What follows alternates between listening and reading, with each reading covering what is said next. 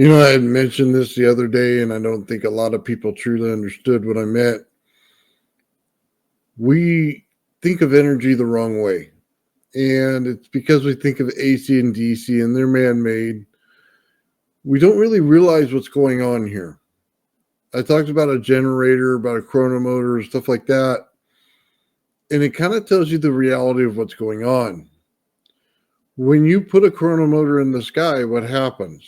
Well, it's a generator, so it pulls in all the atmospheric energy and then it puts it into a form of potential, so we have energy. And you can run a motor off of it. You pull the energy in as the generation portion of it, and then it starts to run the little motor that goes on there. It just spins a little wheel. It kind of gets you to a different understanding of reality and the way it's working. You see, the part that's missed in that, everybody always sees the motor running. There's energy around it. What's missing? Or missing is the fundamental understanding that you pulled in everything from the atmosphere. You see, energy is pulled into the device. It has to create a vortex in order to pull it in. That's the part you got to start to understand. You see, if it didn't do this, it'd violate a lot of laws in physics, wouldn't it? You can't create or destroy energy. You can use the energy that's around you. When we start thinking of generators, you say, well, I pull the cord on my generator, start it up with gasoline, and then it moves magnets over a bunch of wire, and then it creates energy. Was the energy being created? No. That's a fallacy. You see, the energy being pulled into it. You're creating the environment for a vortex to form in order to pull the energy into it.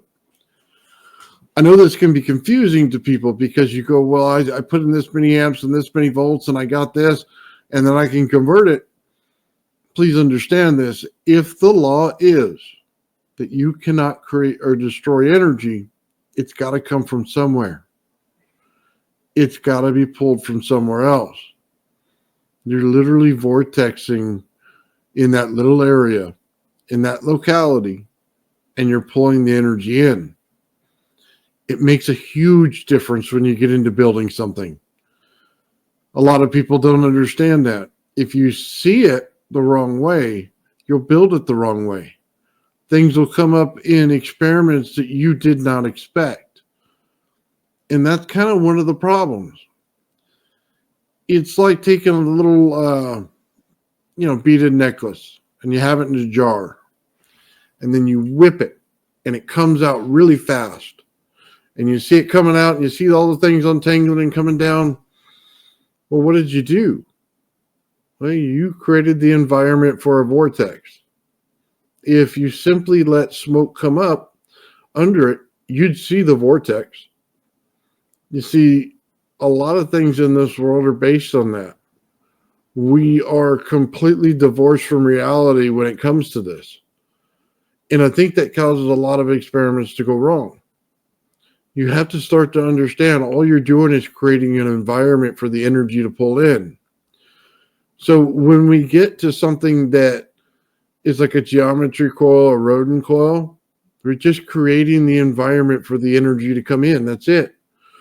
We're not creating the energy. We're creating the environment. We call it a primary mover. So when you have your little MOSFETs or your transistors and they're running the system, what is it doing? It's pulling the energy in. You see, the direction of the wire flow pulls it in a certain direction. Wind it to the right, wind it to the left. One's in forward, one's in reverse. One does a vortex this way, one does a vortex this way. But they're all creating the vortex. You see, that's what people aren't understanding. When you take a magnet and you apply the magnetism to it, or you put the energy into it, it is a stable version of exactly that specific vortex being put in there.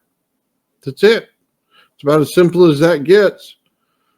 And then you go, well, I want to create an electret.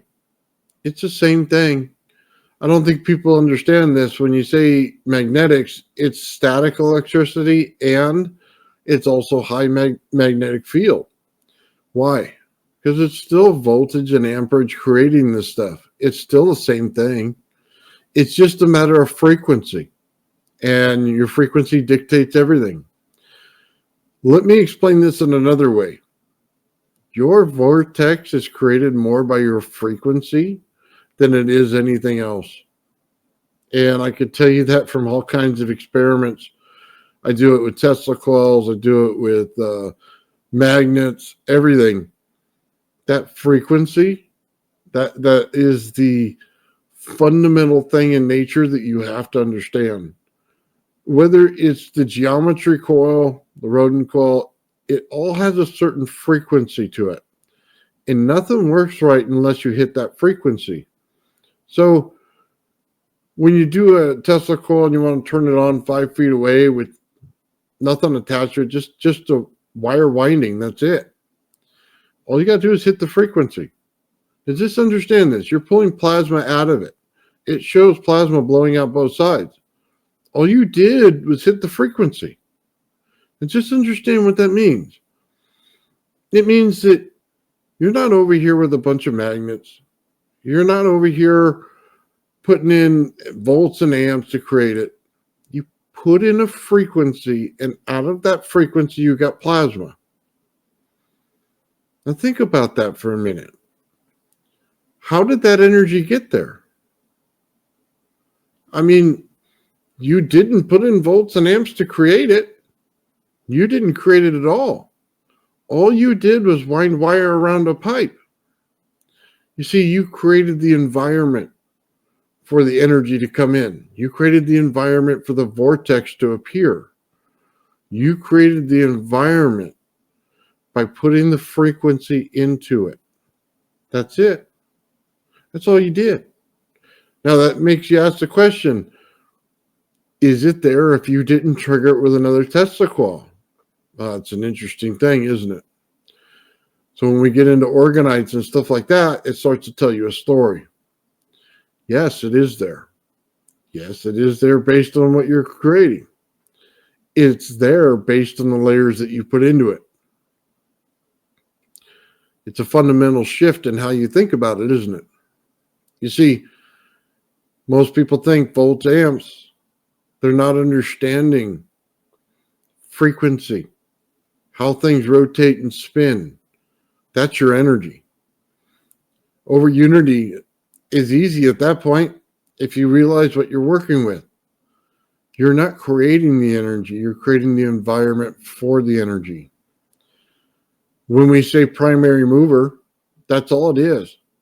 You're using a system that we're based on volts and amps in order to create a primary mover. The energy is pulled in from everywhere. I think that's a fundamental misunderstanding when people look at this. They think that this volts and amps is what it is. No, it's a way to create the frequency. Frequency works, and it appears in plasma. It appears when you make ion. All of it is based on the frequency. So we were looking at Sal Paez and Gerald's work, and I'll tell you they're the same thing. Guys, I'm not lying to you about that. They're 100% the same thing. Gerald created his 12 years ago. Sal was working on a formula on how to do it.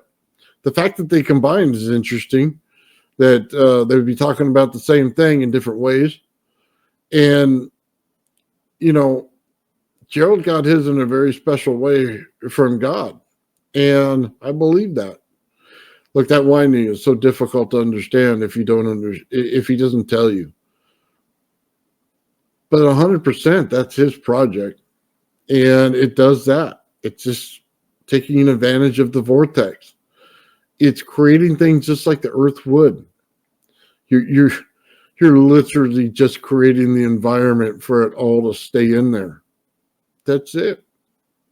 It's as simple as it gets. We're looking at vortexes. You know, nature creates them on their own.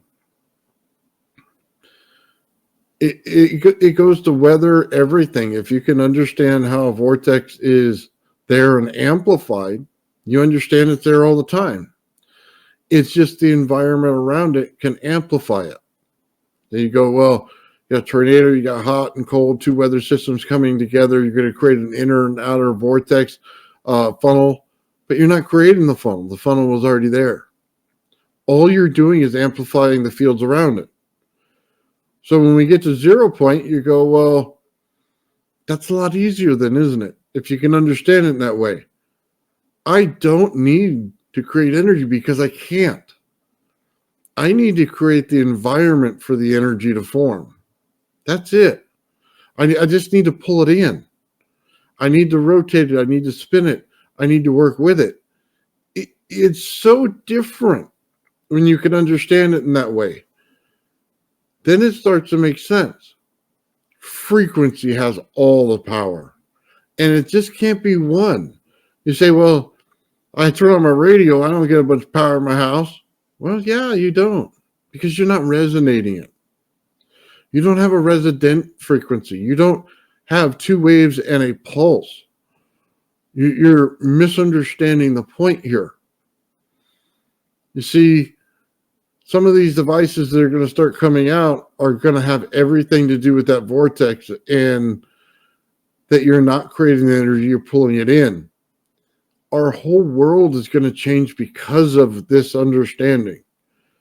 People normally just look at it like, well, we have this system and we tried to do an ether and we couldn't understand it. So we went ahead and we went with this different thing. We went with space-time, and that's what I think people get screwed up.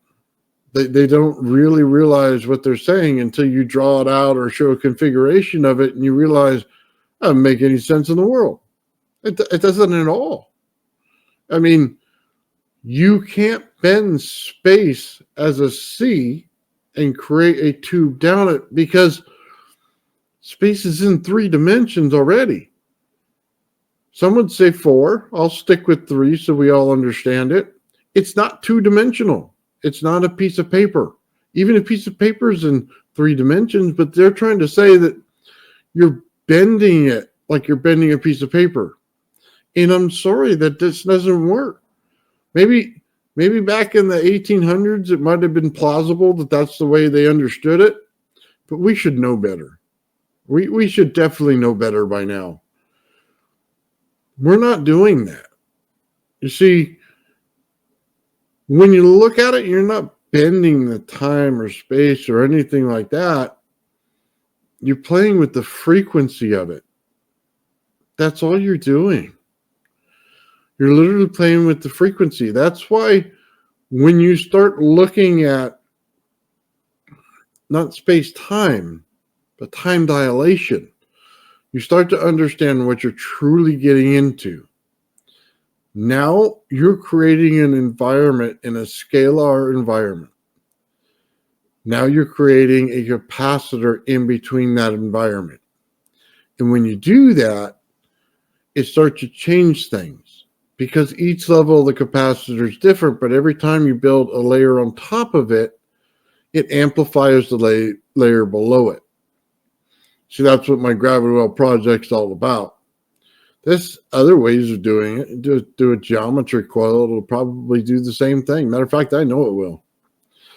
So, yeah, we're not creating energy. We're vortexing energy. We're allowing the vortex to form, and we're taking advantage of it. So how do you stop the vortex? You see, this is what people aren't understanding as well. You ground out the energy. You continue the cycle. You see, the vortex is created in the open air, and all you have to do is put it back to the ground because the ground has an energy source below as well as it does above. So you're just completing the circuit. That's how you dissipate it. That's why the St. Louis Arch works. It dissipates the energy in the air. It grounds it. So it can no longer form the vortexes at the intensity that it normally would. I think we need to start to understand that this way, we're not creating the energy or destroying it. We're pulling it into a device. That's what 0 point is about. We're pulling it into the device. That's it. We're creating a primary mover that basically pulls the energy from the environment in. We do it in a generator, and we're not seeing it that way. Because you're not seeing it in that way, we're missing the point. We're missing why it's working. That's why a lot of the times you see me talking about how to do it, which way to do it, the angles that need to be formed, stuff like that. But I'm not creating the energy in that. As a matter of fact, the prime mover is a loss. It literally is a lost system. You don't have to loop it. You don't even bother looping it. It's a lost system. But when the vortex starts to appear in there and it starts to pull in there, you have to turn the amount of energy you put into the prime mover down. That's what a lot of people don't understand. You're not turning the energy up. Matter of fact, it's probably worse sometimes when you do. When you get to a pure resonant state, there's so much energy in that room, you literally have to take the energy that you're putting into it and turn it down. That's the crazier thing about it. You see, I always say it gets hot to the surface or hot to the touch when you start to get into pure resonance. And that's how you know you got it. You know, I find it ironic. People are still asking about the gravity flyer and understanding something. I think people miss the whole point on that thing. They really did. It creates an anti-gravity field. It does. There's no question about that. There's no question that it's pulling energy in from the environment. The harmonics in that thing, the frequency, the resident frequency is the answer to it. Now, what it does is buoyancy. So when you start to get to this, you'll know when you do, because the things in the room will start becoming hot to the touch because it's high RF. You see, you're not blowing out spatial heaters and things like that based on a little bit of static electricity. Though it will do it with static, it's not why it did it. You see, you did it with the frequency that you created. You were creating frequency in order to create a vortex. You were ringing the bell. Kind of one of the misunderstandings. It's simple to see it. When you start turning on the motors and the thing starts to wobble a little bit at one time, when you're turning it up or turning down the motors, you'll notice it. It immediately shows you a difference. That difference is when the frequencies start to work together. You see, the bottom never goes as fast as the top, but it doesn't have to. It simply just has to be part of that frequency that goes like this, that little ring. You just got to be on the level of the ring. That's it. That's why people don't understand. That's all it is. You move a bridge, it sways back and forth with people walking on it. Why? You hit a frequency. It's unstable to nature. You hit the frequency of that item. That's where the energy is. So when we look at a Tesla coil, it's not any different. All we do is put the frequency into it. You could turn it on with a radio. It destroys your understanding of volts and amps in a Tesla coil. We're not making sparklers here, guys. That's not the one I'm talking about. We're looking at a DC Tesla coil. Your understanding is wrong. Volts, amps, all. You say, well, I got to put volts and amps in to start it. Do you? Do you? I could put radiant energy in mine and start it. Or I could do it like you do and put volts and amps in there. All I need is a simple way to attenuate the frequency in that coil in order to start it. That's it. Hit the right frequency, the exact same frequency of the winding, and you will literally start that Tesla coil. You know, I get more sparks out of a Tesla coil when I just hit the frequency in it and there's no other thing except for the secondary winding than most people do when they turn on Slayer Exciter with a Z44 chip. Look, it's a different understanding. If you can understand that you're just pulling the vortex in and that's creating the energy because you gave it the frequency, then things become easier to build. I get a lot of times that people don't understand the experiment why I do it. I do some of the stupidest things in the world, but they're working for a reason. You see, when you put radiant energy into something, you have to find out how to confine it. And that's one of the hardest things. If you can confine it, it builds as a capacitor because you're continuously putting the energy in there. And it's changing some of the environmental conditions in the room. Again, I'm pulling the vortex. Anything that I do, that's all I'm doing. I cannot create nor destroy the energy. I can simply pull it in. You know, if we can see it that way, and I keep saying this, but it's a hard thing. It's a hard thing to break your mind on. It's like the difference between AC and DC flyback. Do you really understand the difference? Do you understand why you're doing it? I show it a lot of times, and I just show it has a clear wrap around it. You can create just basically a little core. That's it, bunch of winding. And you can literally put a plastic wrap on it and then put a little strip of Mylar on it, then put another clear wrap on it. All we're doing is making a high voltage capacitor. That's all we're doing.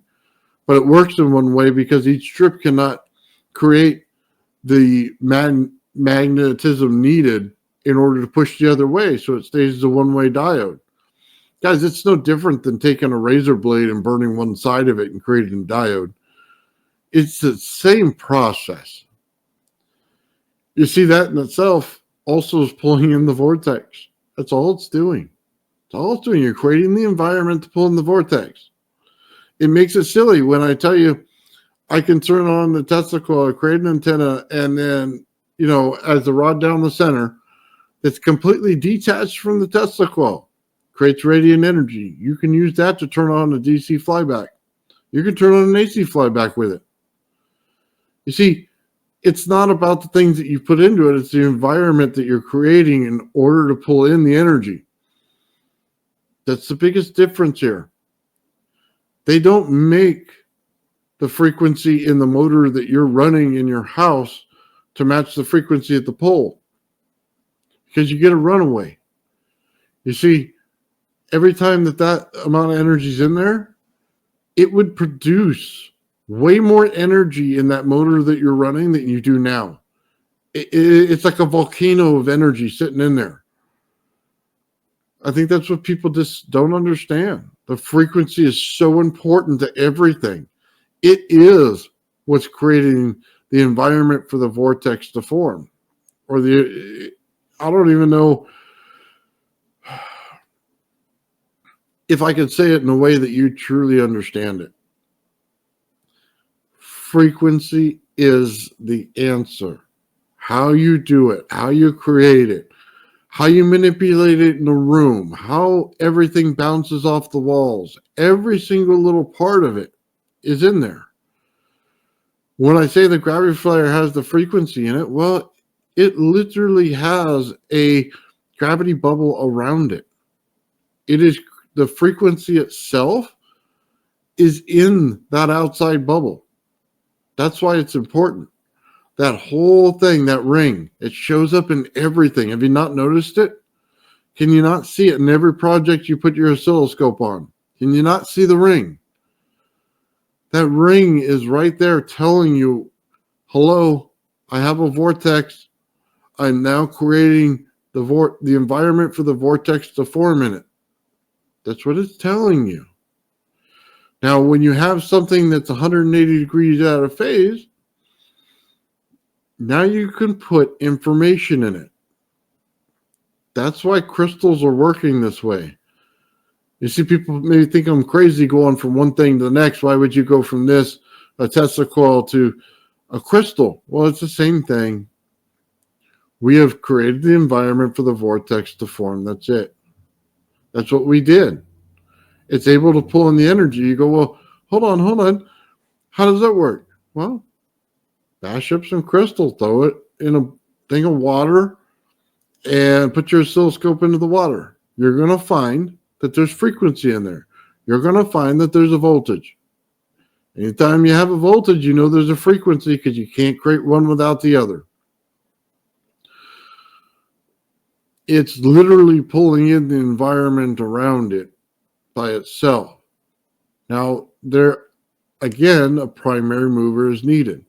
You need to build something to pull in that vortex. The Earth already does it. Look at the layers of the Earth that already does it. We're not correctly understanding that. We think, got to put in volts, got to put in amps, got to have so many amps, got to have amps. Amps is a joke. It's not what you need. You need the frequency. That's it. I always tell people this when they look at these projects. If the frequency is high, I know you don't have a lot of amps in your system. If the frequency is low, I know you have a lot of amps in your system. When your frequency is high, you don't have a lot of heat. When your frequency is low, you have a lot of heat. That's the basics of the understanding of positive energy. But what physics is built on is positive energy, isn't it? That's what they see, a basic magnetic form. What happens when you switch it? What happens when you get the energy, but you don't get the same magnetics? You see, that's where physics falls short. They say, what do you mean? Well, they always say Lenz's law. It's like a repeater button that they hit. Like as soon as you say something, they just push the button and says it. Lenz's law, and it drives you nuts. It's like, do you not understand that can be defeated?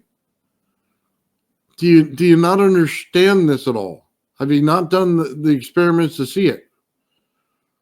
Energy pulls in whether there's magnetics buffing it and making it slow down. No, it still doesn't care. That's only based on the heat. If you remove the heat from the system, it stops doing that. Interesting, isn't it? It's a way of looking at it in reverse. If Lorenz got to look at it in the Lorenz force and they started doing the stuff with the ether again, they knew this, they'd be able to complete their work because it does work. It's as simple as that. You're still pulling in energy. You just don't have the heat in the system in order to create that magnetic field the way you do. It's not that difficult. It really isn't. You say, well, how do you do it then? How do you do it? Okay. We normally think of a PMP when I run things in negative. If I pull the negative to the system, if I go over the battery, I take the negative part of the battery and I pull it to the system, you say PMP. What's the problem with the PMP? It doesn't trigger unless you actually have a resistor in there in order to create the environment for it to trigger. Okay. That's not hard. We'll take an NPN and run it in reverse. I don't need that environment anymore. All I'm literally doing is pulling a little bit of energy in there to saturate it in order for it to turn on and off. I'm changing the saturation level. That's all I'm doing. That's it. Now it pulls right through the negative. And you go, oh, well, what happens then? Well, then you get rid of the heat. Once I get rid of the heat, guess what happens? The magnetic field that you see all the time goes away. And it defeats Lenz's law. I don't think a lot of people understand that. When I tell you it's negative energy, radiant energy, it's because it's defeating Lenz's law. When I say it's positive radiant energy, it's because Lenz's law is in effect. You can beat it. It's not terribly difficult. You have to create the environment to beat it. Will you still pull in the energy? Yeah, because you're creating a prime mover in order to pull the vortex in. you're not really creating the energy. You're just pulling it in. It's just in a different way. You see, even now, I say create energy in the wrong way sometimes. I'm not creating the energy. I'm creating the environment for the energy to come into it. It's a massive difference.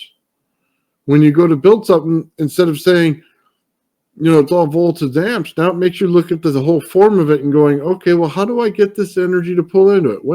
What's the environment that I need?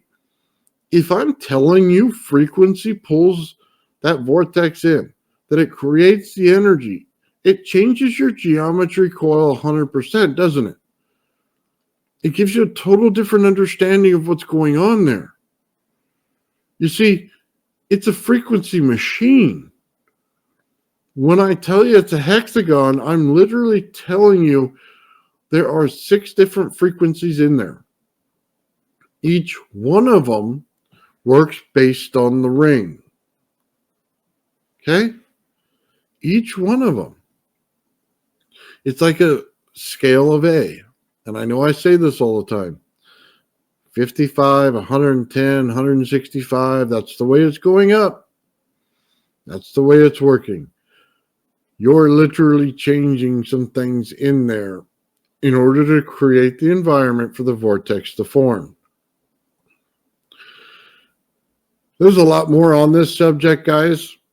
But when you really start getting into engineering, you start to see it. If you're stuck in the volts and amps stage, this video may not help you. It may finally get the point across to you. We're not looking at energy right. We're not doing things right. And we're completely out of tune with nature and how things actually work. Once we do get in tune with nature, then the world's your oyster. You can do whatever you want. You literally have just changed our society. You see, we go from shooting rockets off for propellant, and then we start going to frequency to change how we boost things up like a rocket would. It's a difference in this, guys. I think very few people in their entire career in doing this would get to this point. I would hope more would, but it takes an understanding of everything in the environment and the world that's going on around you. We don't live in a matrix, guys. We live in a repeating cycle of frequency and geometry. That's what we live in. It may appear like the matrix, but it's not. It's just the world has a certain way of doing things. It's the same way as the cosmos.